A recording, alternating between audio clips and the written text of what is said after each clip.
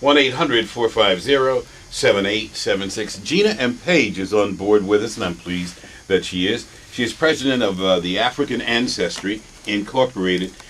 I'm not even going to try and tell you what all they do. I'll try and simplify it. If you have an interest in knowing more about you and your family and where, in all probability, you and your folks are from, the continent of Africa, they will then make sure that you have better knowledge and greater knowledge of where that might be.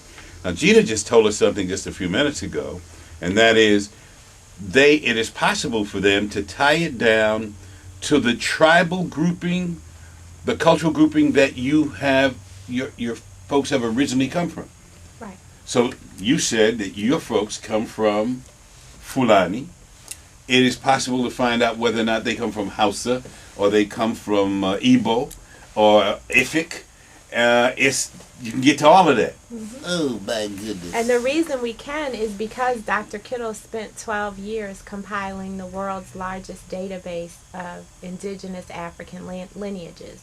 So we have 25,000 lineages from across the continent, from 30 countries on the continent, all of West and Central Africa, because that's where the slave trade was out of primarily, and about 400 ethnic groups. And so we are the only company, and we're in the D.C. area. See? And we're black owned. We're We're the only company that can place your ancestry in a specific country and ethnic group. I don't want you guys to get excited, but in all probability, I come from the little people in the forest. I'm just a misfit. I'm tall. That would be the Biaka, maybe. That's right. Central African And Republic. I do a click click. Talk that way. See, so if I know that much, in all probability I might be. You might be. I'm not, but Well, tell me, what is it that you know about your family history? How far back can you go? We're going to trace your mother's line, and I'll tell you why in a minute. But how far back can you go on your mother's side? On my mother's side, I can go back pretty. I can go back. I don't know. I did not know I know my grandfather. Did not know my great grandparents on my mother's side. They were from South Carolina. I know that they were island people in South Carolina before they came in to the area of South Carolina that then became the family home, her family home. So they were on the Gullah Islands? They were down the Gullah. They were from St. John, down around that area. And I have to tell this story. My mother could go in and out of dialect, and so could my aunt. Their brother, who survived, their brother had a harder time going in and out of dialect. But when he got angry, he went into it really quickly. But I remember they would play with him. They would, be playing back and forth. And they'd be going in and out, and he'd be trying to play catch up, and he'd get frustrated. Then he'd get mad, and he'd stay in it. So, but I have no tongue. My brother doesn't have a tongue. My oldest brother, I believe, lost it, had it when he was younger, but no, that's gone. That's one of the reasons. My father's folk from Alabama, which is real different altogether. I don't know what my grandma was. Okay. On your father's On my father's side, I haven't. She never talked about it. It was like, and she looked strange altogether. So it was like, just leave alone. My grandfather, on my father's side, serious old man. That was the Reverend John Henry McCain, itinerant minister and a firm union man, and a worker with all kinds of causes. He was that kind of person. Not a curse word in him. I never heard that old man swear. Never, ever. But you knew when he wasn't happy. And he's just be that way. Yeah. So you pretty much know back to your grandparents. Yes. And that's it. Yep. Yeah, and you're not unlike most of us that can't go back past a couple of generations. Well, I was fortunate, and my grandparents were alive. My grandfather lived with us when I was young, and I had him in my life. So he was going out the door, I was going out the door right behind him. I was the puppy. Okay, if he was going, I was going, and it just worked that way. So you get. I keep saying to people, we're fortunate in who is in our lives as adults and what they teach us, whether they say anything or not. We're being taught lessons.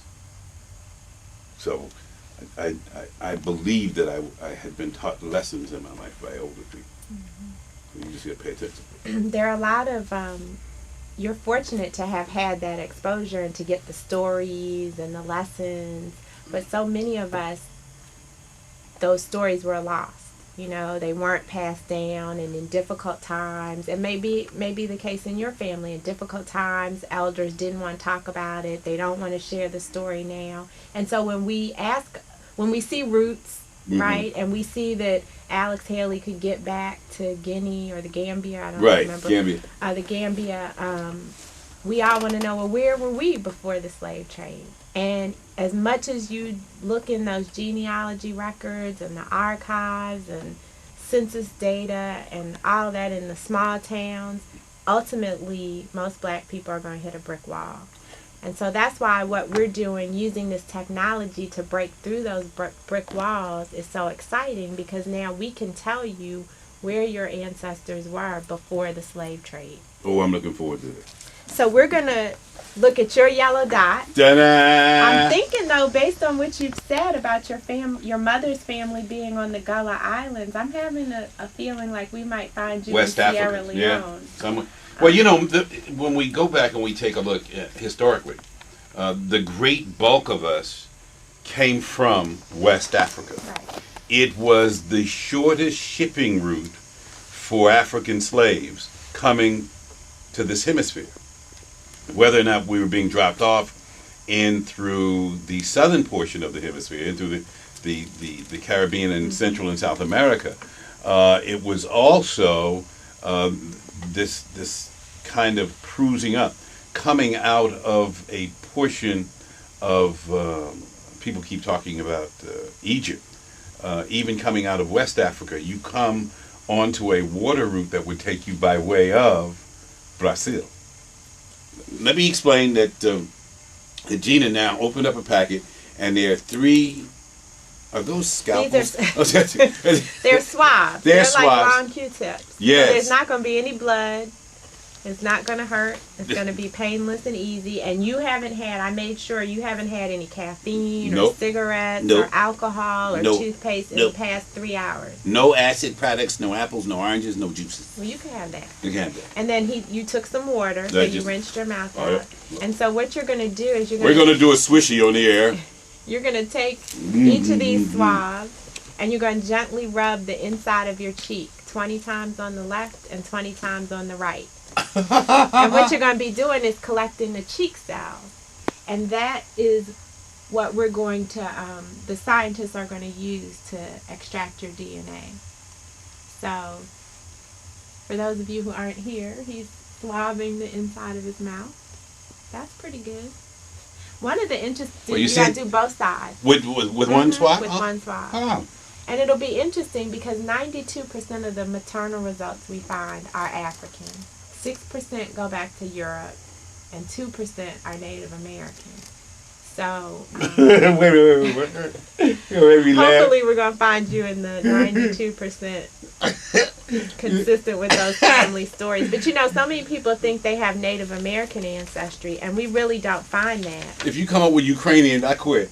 Hopefully it won't be the Ukrainians. I have nothing against Ukrainians. No, nothing. But it's just weird.